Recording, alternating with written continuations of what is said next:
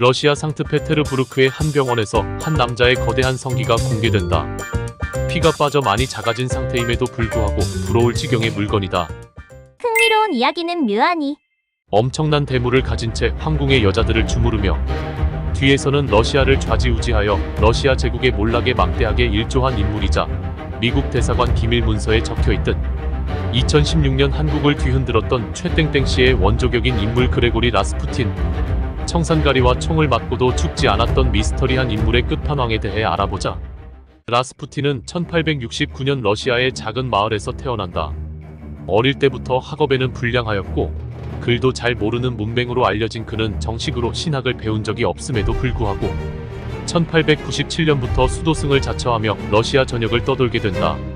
로마노프 왕조의 마지막을 다룬 넷플릭스 오리지널 다큐 마지막 차르에 따르면 라스푸틴은 흘리스트파라는 사이비 종교의 영향을 많이 받았다고 알려지는데, 이 흘리스트파를 보면 기가 차다 못해 머리가 어지러질해진다.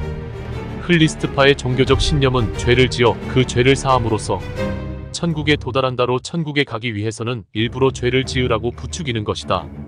실제로 러시아 종파 중 가장 악질적이고 비밀스러웠던 이들은 의례 중 집단으로 난교를 하거나 채찍질을 하기도 하였고, 심지어 의례 끝에는 처녀의 가슴을 잘랐다는 이야기도 돌았다. 이러한 흘리스트파의 의례는 남봉꾼이던 라스푸틴의 성향과 잘 맞았다고 알려지는데, 실제로는 그렇지 않았다는 주장도 제기되지만, 아니라 치더라도 라스푸틴의 행보는 일반인으로서는 이해할 수 없는 범주이다.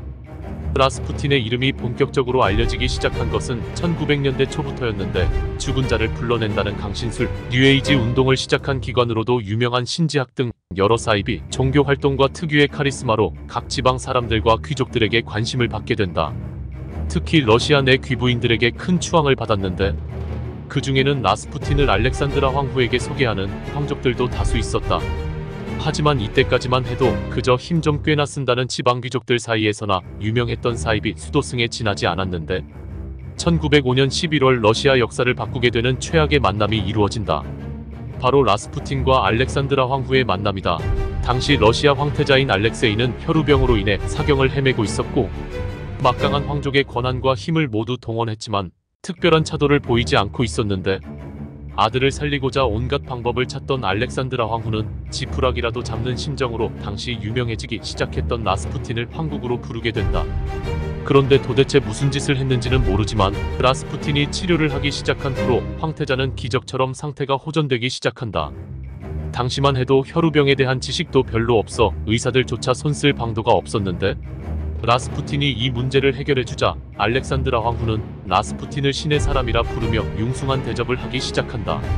실제로 당시 목격자들의 증언에 따르면 라스푸틴의 반대파임에도 불구하고 그의 치유 능력에 대해서는 의심할 여지가 없다고 단언하였고, 당시 주치의들조차 황태자의 증상 완화를 보고 의학적으로는 설명할 수 없다는 말을 할 정도였기 때문에 라스푸틴의 능력이 귀족들 사이에서 더 크게 알려지게 된 점도 있다. 현재까지도 그가 정말 무슨 짓을 해서 혈우병을 완화시켰는지는 추측밖에는 할 수 없으나, 황태자를 빈사 상태에도 몇 차례나 살려내는 모습을 본 당시 황제 부부로서는 그에게 매달리는 것 말고는 다른 방도는 없었을 것으로 추측된다.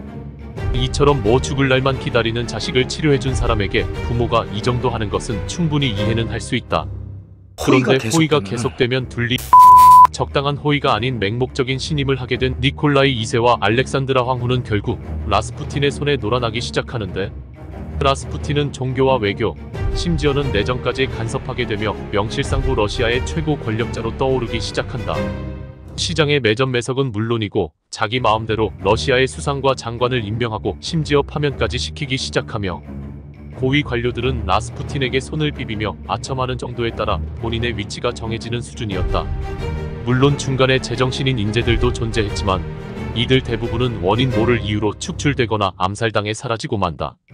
이렇게 황제 부부를 등에 업은 라스푸틴의 행실은 점점 더 막장으로 치닫게 되는데, 황실 내 귀부인들에게 성추행도 서슴지 않았으며 황실의 공주들이 잠옷바람으로 있는 방에 드나들 정도로 방탕하고 문란한 생활을 해왔다.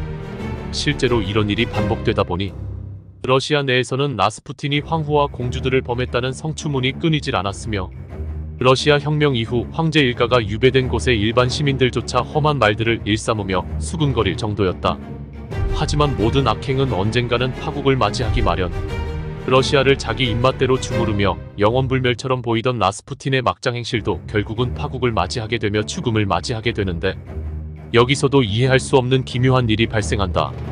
널리 알려진 바에 따르면 라스푸틴은 1916년 12월 20일 펠릭스 유수포프를 중심으로 반라스푸틴 황족과 귀족들이 라스푸틴 몰래 궐석 재판을 실시하고 사형을 선고한다. 본래 재판을 통해 사형이 선고되면 죄인을 잡아들여 정해진 날과 시간에 처형대에서 사형을 집행하는 게 일반적인데, 라스푸틴의 손아귀에 있던 러시아에서는 이러한 절차 이행이 불가능에 가까웠으므로 반라스푸틴 세력은 사실상 사형이 아닌 암살을 시도한다. 사형 선고 후 10일 뒤인 1916년 12월 30일 유수포프와 반라스푸틴 황족들은 라스푸틴을 파티에 초대하였고 케이크와 와인에 치사량만큼의 청산가리를 넣어 독사를 시도하였다. 그런데 파티가 시작되고 2시간 뒤에도 라스푸틴은 죽기는커녕 신나게 노래를 부르고 파티를 즐겼다. 이에 다급해진 유수포프는 결국 권총으로 라스푸틴을 쏘고 즉시 자리를 빠져나갔는데, 도대체 얼마짜리 외투를 두고 온 것인지는 몰라도 파티장에 다시 외투를 가지러 간 유수포프는 총을 맞고도 살아있는 라스푸틴을 마주치게 되고 몸싸움까지 벌이게 되자 이후 함께 따라온 황족들이 또다시 총을 쏘지만 여전히 죽지 않았고, 파티장 밖으로 도주하던 도중 잡혀 먼지나게 두드려 맞은 후 네바 강 아래로 던져지게 된다. 며칠 뒤 라스푸틴의 시체를 건져내 조사한 결과 사인은 익사, 물론 치명상은 총상이었지만 정말 그 많은 총알을 맞고도 살아있었던 것이었다.